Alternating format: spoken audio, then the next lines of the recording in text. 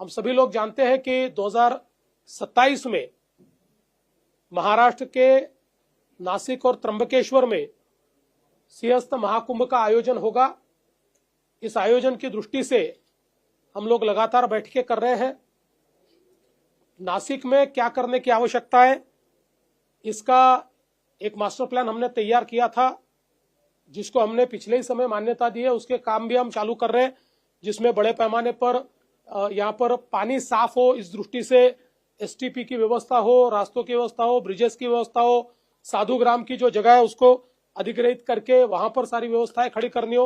ये सारी व्यवस्थाएं हम लोग कर रहे हैं।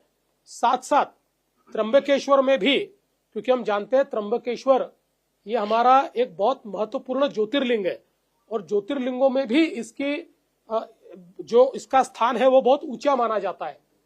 इसलिए त्र्यंबकेश्वर के विकास का भी हम लोगों ने प्रावधान किया है।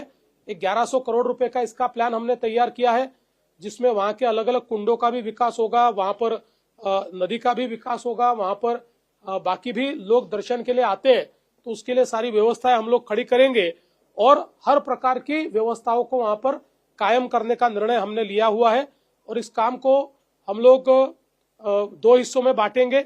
एक जो 2027 तक हमको कंप्लीट करना है और दूसरा हिस्सा 2028-29 तक कंप्लीट होगा।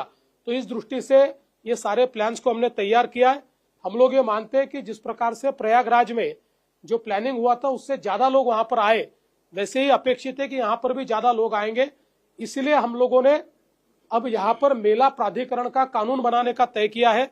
वो कानून जल्दी हम लोग, अगर संभव होगा तो इसी असेंबली में हम लोग उसको लाना चाह रहे हैं या फिर उसके बाद हम लोग उसको करेंगे, ताकि प्रशासन की दृष्टि से सारे अधिकार मेला प्राधिकरण को हो और मेला प्राधिकरण इस कुंभ मेले को ठीक से आयोजित कर